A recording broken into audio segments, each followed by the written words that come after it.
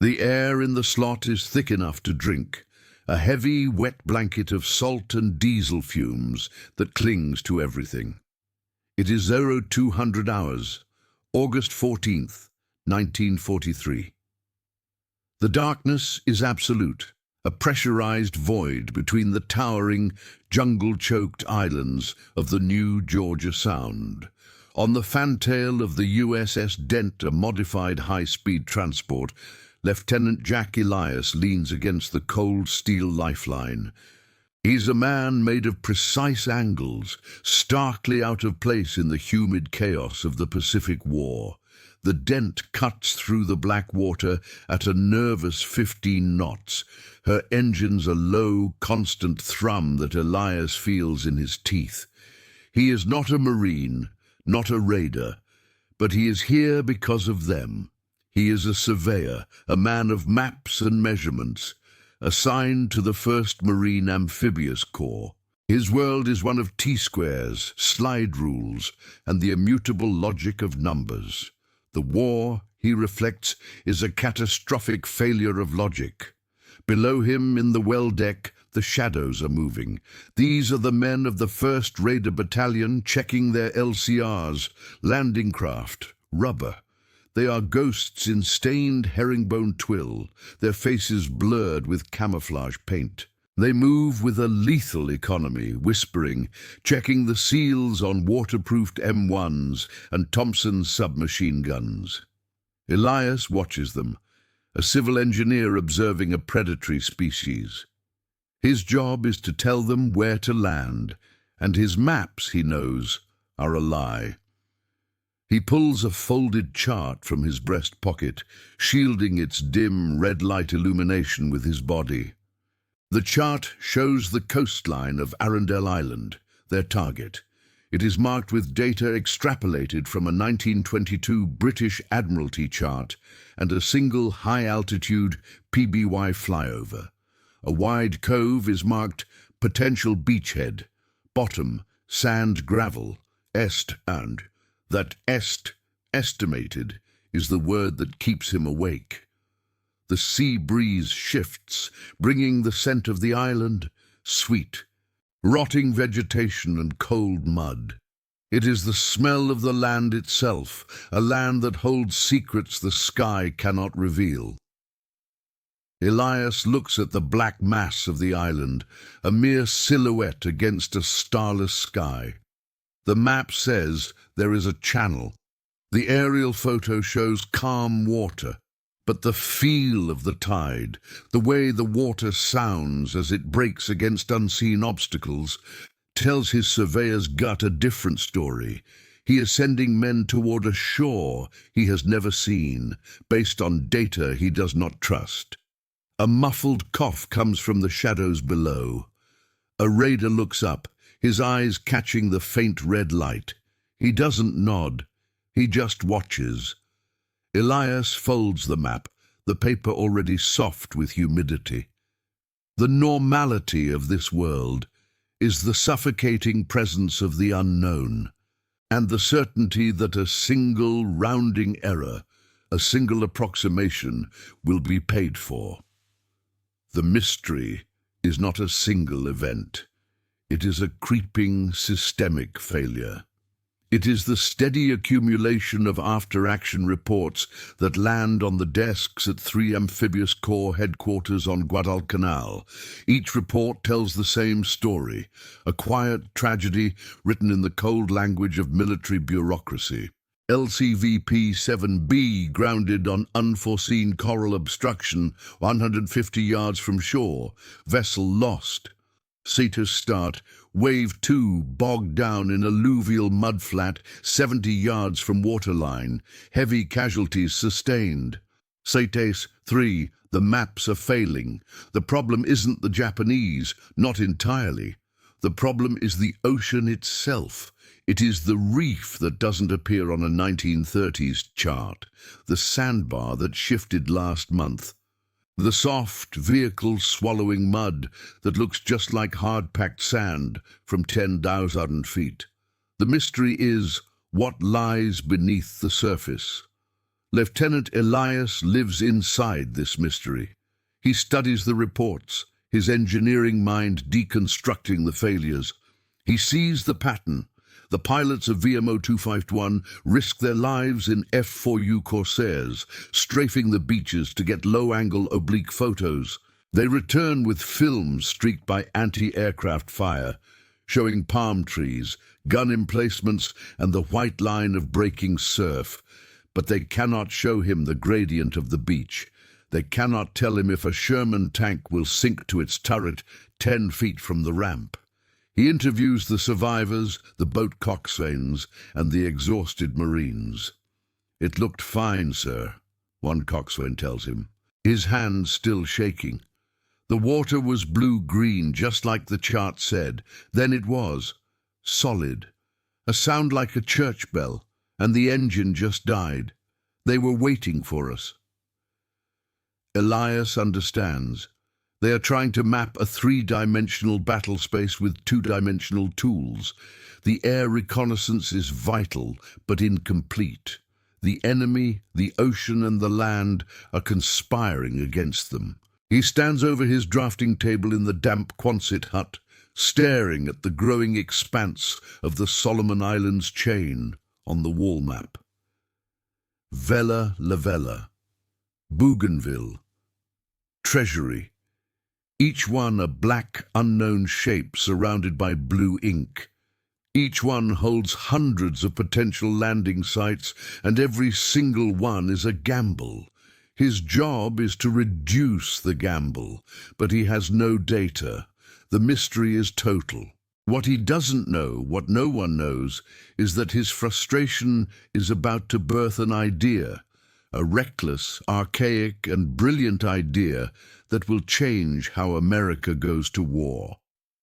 The strategic problem facing the U.S. Navy and Marine Corps in mid-1943 is one of terrifying scale. The island hopping campaign, formalized by CINSPAC, is a logistical and engineering nightmare. It is not a war of grand European land battles. It is a war of 1,000 amphibious bites. The entire offensive doctrine rests on the ability to land men, machines, and supplies on hostile beaches. But which beaches? A bad choice could stall an invasion for days, costing thousands of lives. The Japanese, consummate masters of defense, know this. They do not need to defend every inch of coastline. They only need to defend the usable inches, and they know exactly which ones are usable because they have been there for years. The U.S. military is operating blind. A memo from the Bureau of Yards and Docks, dated May 1943, is circulated to all amphibious corps commands. It reads, in part, "Hydrographic intelligence for sectors in the Central and Southwest Pacific theaters is assessed as critically deficient. Existing charts, primarily of British, German, and Japanese origin, pre-1920, are intended for deep draft navigation, not amphibious assault. Shoreline details are often artistic approximations." The memo estimates that of the 200 islands identified as potential targets, reliable hydrographic data exists for fewer than 10%. The solution at the time is a desperate brute force combination of high-altitude photo recon and risky, low-level passes by marine observation squadrons. These efforts are heroic, but they yield only surface data. This technical void is filled with assumptions. Planners in rear area Quonset huts, thousands of miles from the target, make educated guesses. They look at the color of the water in a photograph. Light blue must be shallow sand, dark blue must be deep water. They analyze wave patterns, trying to deduce the slope of the beach. But they cannot account for a sudden 40-foot-wide channel of mud. They cannot see the razor-sharp coral heads lurking 3 feet below the tide. They cannot differentiate between a beach that will support a 30-ton tank and one that will swallow a jeep. The archive reports are clinical. Operation Toenails, New Georgia landings, was predicated on charts showing a 150 beach gradient. The actual gradient was 1-200, exposing assault waves to 400 additional yards of enfilade fire. The problem is factual, mathematical, and absolute. Knowing the data is cold, but the consequences are deeply human. Site start. Every statistical failure, every unforeseen obstruction translates directly into chaos, fear, and loss. Site 3. The planner's educated guess becomes a 20-year-old Marine's final reality. When a landing craft grounds on an uncharted reef, the assault stops. The ramp drops, and instead of 30 yards of shallow water, the men inside face 200 yards, a chest-deep wade, under withering machine gun fire, carrying 70 pounds of gear. Or worse, the water is over their heads. Sight start. They are weighed down, pulled under. A silent, desperate struggle, lost in the noise of battle. Sight 4. The human cost is measured in the salt water that fills a man's lungs, in the seconds of vulnerability that feel like an eternity. This is the price of the impossibility. The doctrine states that you cannot physically survey a beach until you have taken the beach. Reconnaissance is done by air, because the sea approaches are covered by coastal artillery and machine gun nests. To send a survey boat, a slow-moving, obvious target, would be an act of suicide. It would be like asking an engineer to walk into a minefield with a yardstick and take notes. The tactical problem is circular. To land safely, they need the data. To get the data, they need to land. This paradox is brutal and, to the men in high command, unbreakable. They accept the cost. The landings will be bloody. They will compensate for bad maps with overwhelming firepower and sheer courage. But for Lieutenant Elias, this acceptance is unbearable. He sees the faces of the boat crews, the young Marines, and he sees a failure of imagination. Sight start. The exhaustion, the soaked uniforms, the quiet, shivering groups of men who survive the landing and huddle behind a coconut log. This is the result of his faulty maps. Sight 14. Morale is eroded not just by the enemy, but by the elemental fear that the plan is based on a lie, that the beach they are rushing toward may not even be a beach at all. Experts at the Naval War College write papers on the acceptable losses in amphibious warfare. But Elias, staring at his useless charts, cannot accept it. The experts agree it can't be done. The price must be paid. The cost of this impossibility was paid in lives. Understanding how they solved it is more than history. It's a lesson in lateral thinking. Jack Elias is not a warrior. He is 29 years old, a reservist from Portland, Oregon. Before the war, he was a man who found beauty in the concrete spans of a new bridge, a man who spent his days calculating load-bearing capacities for the Bureau of Public Roads. He is quiet, meticulous, and constitutionally incapable of winging it. He joined the Navy's Civil Engineer Corps, the Seabees, in 1942, believing he would be building airstrips or harbors after they were captured. But his rare, specialized skill set in hydrography and coastal surveying got him poached by the Amphibious Corps planning staff. He is, in effect, a 20th century cartographer dropped into a 16th century war of exploration. Only the new worlds are shooting back. His personality is a stark contrast to the men he serves alongside. The Marine raiders are aggressive, instinctive, and comfortable with chaos. Elias is contemplative, analytical, and needs a pencil. He carries a small, leather-bound K&E field notebook and two sharpened pencils in his breast pocket at all times. While the raiders clean their knives, he sharpens his slide rule. This difference, however, is the key. He is the ultimate outsider, and he sees the problem not as a tactical fight to be won, but as an engineering equation to be solved. The variables are the tide, the soil composition, the beach gradient, and the enemy. The solution is a safe landing. His past shaped him for this moment. Surveying the shifting, muddy banks of the Willamette River taught him that a river's surface tells you nothing about its bottom. He learned to read the land through feel, through sounding lines and core samples. He understands texture. This physical, tactile understanding of the Earth is what the high-altitude photographs lack. He is not impressed by the grand strategy of admirals. He is obsessed with the physical contact between a boat's hull and the shore. This obsession, born of a civilian life spent building things, is about to become the most important and most unlikely new weapon in the Pacific. The idea arrives not in a flash of genius, but in a moment of quiet, desperate observation. Elias is piggybacking on a submarine, the USS Gato, which is tasked with inserting a 6-man raider team for a demolition raid on Bougainville. He is there to use the periscope to get a frog's eye view of a potential landing beach miles away. The mission is tense. The Gato surfaces at 0100, running on silent electric motors, charging its batteries in the humid night air.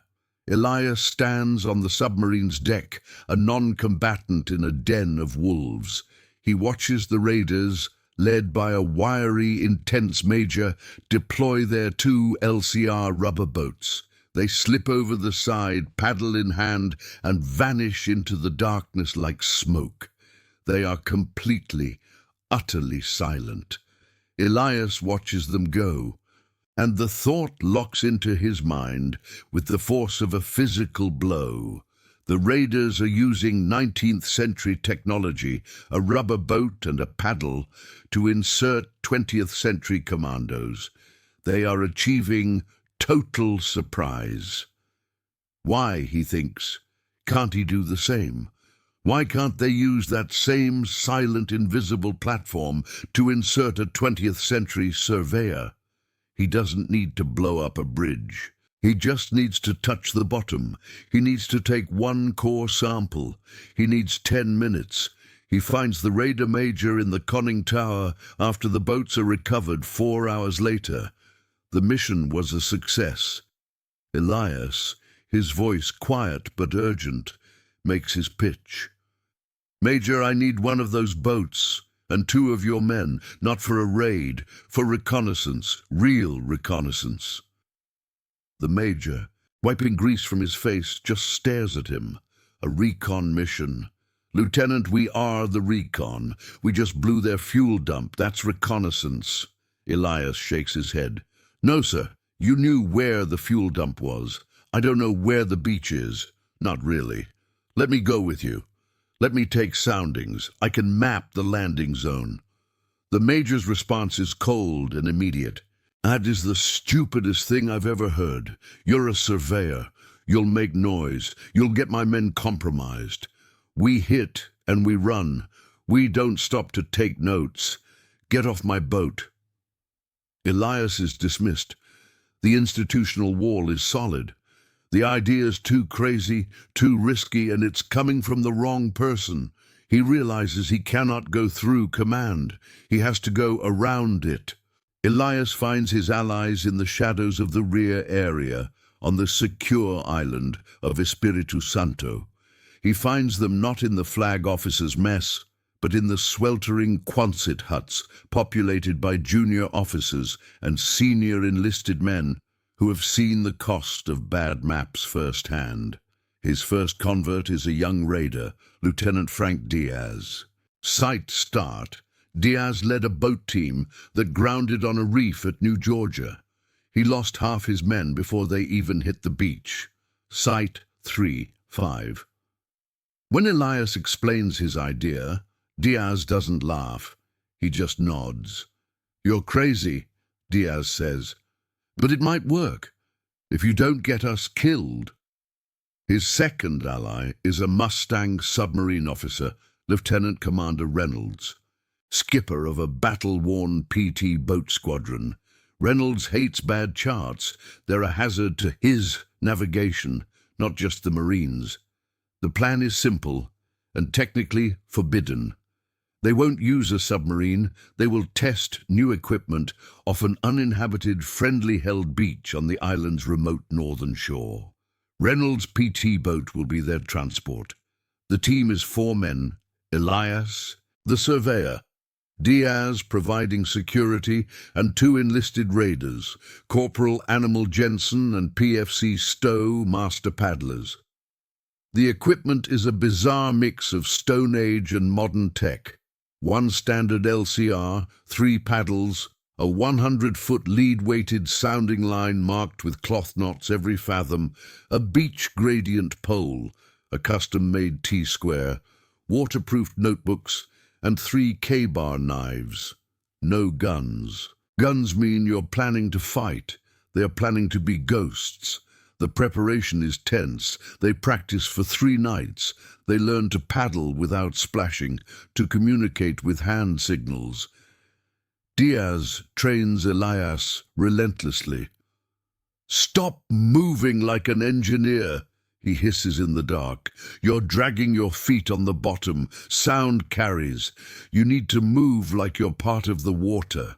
Elias, a man of numbers, has to learn the physical sensory art of stealth. He learns to feel the difference between mud and sand with his toes. He learns to tie off his sounding line, letting it sink slowly, feeling the knots pass through his fingers in the dark. On the 4th night, Reynolds ferries them to their target beach. "You have 2 hours. Reynolds whispers over the rumble of his engines, idling 1,000 yards offshore.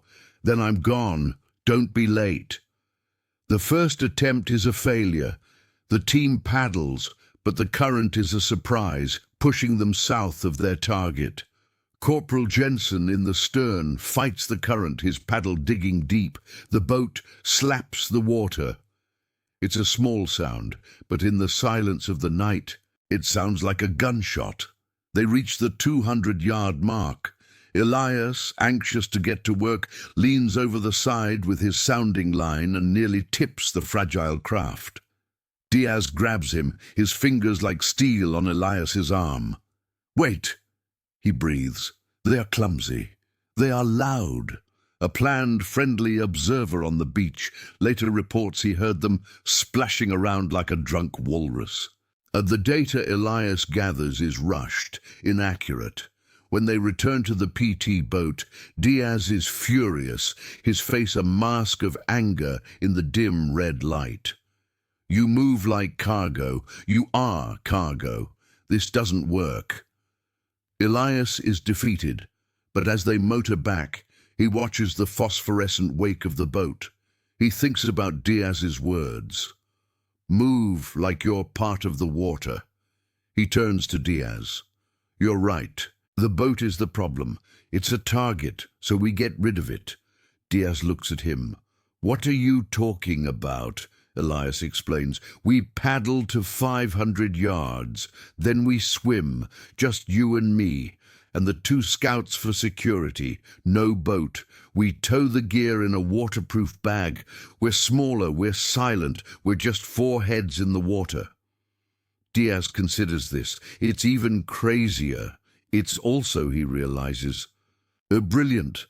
The next night, they try again. The PT boat drops them. They paddle to 500 yards. The 4 men slip over the side of the LCR, which they anchor. The water is warm, thick. Elias feels a primal fear. The surveyor from Oregon now swimming in a shark-filled ocean, in the dark, toward a shore he cannot see. Diaz is 10 yards ahead.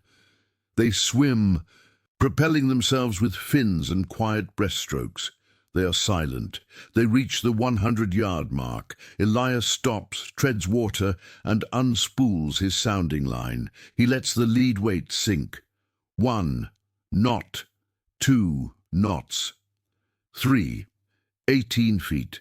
He makes a note on his waterproof slate. They move in 20 yards, 2 knots, 12 feet. They move again. 1 knot, 6 feet. They can touch the bottom. It's hard-packed sand. Diaz is already on the beach, a shadow melting into the tree line. Elias emerges from the water, takes his gradient pole, and lays it on the beach. A perfect 130 slope. He bags a sample of the sand. He is done. The entire evolution from water to beach and back takes 12 minutes. Back on the PT boat, Reynolds looks at the wet, precise chart. Elias has already started. "You crazy bastards," he says, a slow smile spreading. It worked. If stories like this fascinate you, stay with us. The next chapter of wartime innovation might surprise you. The meeting takes place in a large Quonset hut at the 3 Amphibious Corps headquarters on Guadalcanal. The air is still, choked with heat and the smell of canvas. Rear Admiral Richmond K. Turner's Chief of Staff, a grim-faced captain, presides. Elias stands at a makeshift easel, his hand-drawn chart from the test pinned to it. He is flanked by Lieutenant Diaz and Lieutenant Commander Reynolds, his co-conspirators. The room is filled with staff officers, men from G2, Intelligence, and G3, Operations. They are skeptical, their arms crossed. This is a tribunal on an unsanctioned, insane idea. The captain speaks first. "Lieutenant Elias, I understand you have been, field testing new reconnaissance methods against regulation, and you are now proposing I risk a $4 million fleet submarine, so you can play in the mud?" The room is silent. Elias, a mere lieutenant in a room of majors and colonels, feels the weight of their disbelief. He nods. "Yes, sir." A G2 colonel speaks. "Lieutenant, VMO 251 has provided extensive photo reconnaissance of the Bougainville coast. We have the data. We know where the beaches are." Elias steps up to his chart. "With respect, sir, you know where they are. You don't know what they are. Your photos show this." He points to an aerial photo of the test beach. Flat water, a white line. "My chart shows this." He taps his own drawing. At 150 yards, the water is 18 feet deep. At 100 yards, it's 12 feet. At 50 yards, it's 6 feet. The bottom is hard sand, gradient 130. It will support a Sherman tank. The beach 300 yards north, he taps another chart, is a 200 mudflat. Your photos of them look identical. He presses on, his voice gaining confidence. "The difference is a beachhead or a boneyard. This isn't a new weapon. It's new information. It's ground truth. The Japanese can't see us. They're not looking for swimmers. They're looking for planes and boats." Diaz steps forward. "Sir, I've been on a beach we didn't map. I lost 14 men. This works. I can keep him safe." Reynolds adds his part. "And I can get them there. A submarine surfaces to charge batteries anyway. All this costs is 2 hours of their time, 800 yards from shore. It's the cheapest, most valuable intelligence in this war." The captain stares at the chart, then at Elias. He sees the meticulous, undeniable numbers. He sees the passion in the young officers. The logic is unbreakable. "Your proposal," the captain says, "is to form an amphibious reconnaissance team operating from fleet submarines. It is reckless, it is unorthodox, and it is approved. One mission, Bougainville. Do not fail." The transition is immediate. The tension of the Quonset hut dissolves into the cold, pressurized reality of the USS Tuna, a Gato-class submarine. It is 2 weeks later, 1,000 yards off Cape Torokina, Bougainville. This is the real test. Elias, Diaz, and their now official four-man team are huddled on the wet steel deck. The night is black. The target shore just a deeper shade of darkness. The smell of diesel from the submarine is mixing with the jungle mud of an enemy island. The submarine's commander, a man who despises having tourists on his boat, gives the order. Clear the deck. Good luck, gentlemen. Be back by 0300. They slide their LCR into the oily swell and begin to paddle. This is not a drill. There are Japanese patrols on that beach. The cinematic pace quickens. The sound is muffled. Only the drip of water from their paddles, their own breathing. They anchor the raft at 500 yards and slip into the water. Sight start. The swim is an eternity of silent fear.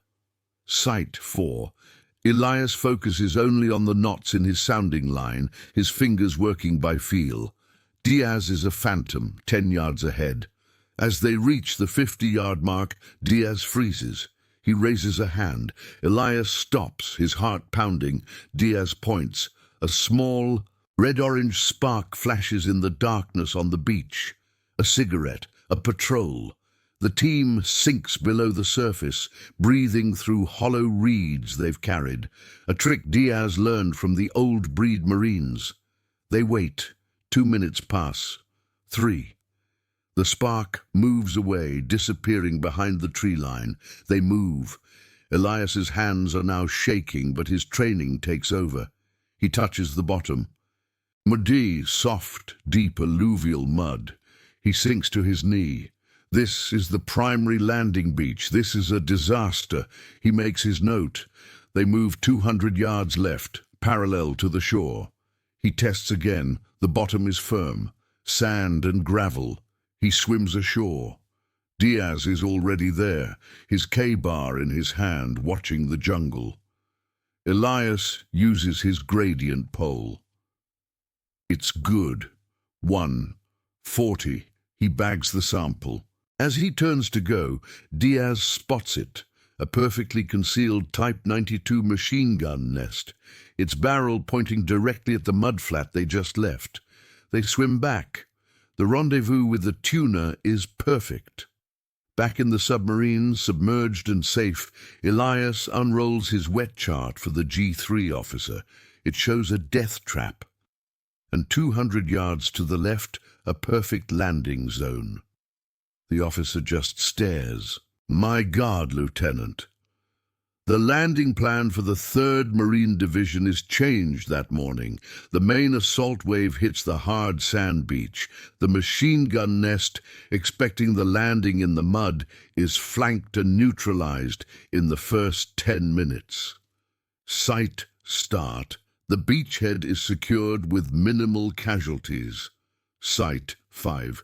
The crazy idea has just saved a battalion. The consequences are immediate and profound. The after-action report from the Bougainville landings causes a shockwave through Sins-Pac. The data from Elias's amphibious reconnaissance team is cited by the 3rd Marine Division's commander as the single most critical piece of intelligence in the entire operation. The impossibility has been broken. The circular logic is defeated. The program is expanded overnight. What started as one man's obsessive idea becomes a formal doctrine. These teams, soon given the official designation UDT, Underwater Demolition Teams, are formed, trained, and deployed. Elias's core concept, a small, stealthy team inserted by submarine to gather physical ground truth, is standardized. They map 500 miles of enemy territory. They map Peleliu. They map Guam. They swim into the lagoon at Tinian. They map the black volcanic sands of Iwo Jima. the mission evolves. Soon they are not just mapping the obstacles, they are removing them. They carry explosives, clearing the coral and the man-made steel hedgehogs before the invasion force ever arrives. This is the birth of naval special warfare. The direct lineage of the Navy SEALs begins here, in the dark, with a surveyor from Oregon and a Marine raider who were tired of seeing men die because of bad maps. The contrast is stark. While American industry builds fleets of carriers, these men use rubber rafts and swimming fins. It is the victory of ingenuity over brute force. And what of Lieutenant Jack Elias? His contribution is monumental, but anonymous. He is not a general, he is an engineer. He is awarded a Bronze Star for meritorious service in connection with combat operations. After Bougainville, his expertise is deemed too valuable to risk. He is rotated back to the States, assigned to the new training base for the UDTs at Fort Pierce, Florida. He spends the rest of the war teaching other men how to be ghosts, how to read the sea in the dark, how to use a sounding line and a gradient pole. After the war, he is honorably discharged, returns to Portland and builds bridges, his name and his story buried in classified archives. He is forgotten. His method, however, becomes immortal. The parallel is direct. Today, a Global Hawk drone or a high-altitude U-2 provides intelligence that Elias could only dream of. Satellites with ground-penetrating radar and LiDAR can map a coastline from space, creating data points in the billions. Yet, the fundamental problem remains. A satellite cannot tell you the texture of the mud. It cannot feel the firmness of the sand. It cannot differentiate between a hard reef and a soft one. The principle of ground truth, of physically touching the target, is as critical today as it was in 1943. When NASA lands a rover on Mars, it is not content with orbital photos. It drills into the soil. It touches the rock. That rover is the direct descendant of Jack Elias, bagging a sand sample on an enemy beach. The universal truth of this story is not about war. It is about the friction between accepted impossibility and human ingenuity. Every system, every bureaucracy builds walls of how things are done. The experts said the beaches couldn't be mapped. They were right, by their own rules. The solution could only come from an outsider, a man who wasn't a warrior, but a surveyor, a man who saw the problem not as a wall, but as an equation that was simply missing a variable. His innovation wasn't a new machine. It was the application of an ancient method, stealth, swimming, to a modern, high-stakes problem. It was an act of quiet, intellectual defiance. The Quonset huts of Guadalcanal are long gone, rusted back into the jungle. The tuna and the gato were scrapped decades ago, but the beaches are still there. The soft mudflats and the hard-packed sand remain, silent witnesses to the few men who dared to touch the shore in total darkness. They were armed not with overwhelming force, but with a revolutionary idea, a measuring line, and the courage to find the truth for themselves. The real map to victory, the real path forward, is almost always drawn by those who refuse to believe the word impossible. Every great idea begins as an act of defiance against impossibility. What impossible ideas do you think could change the world?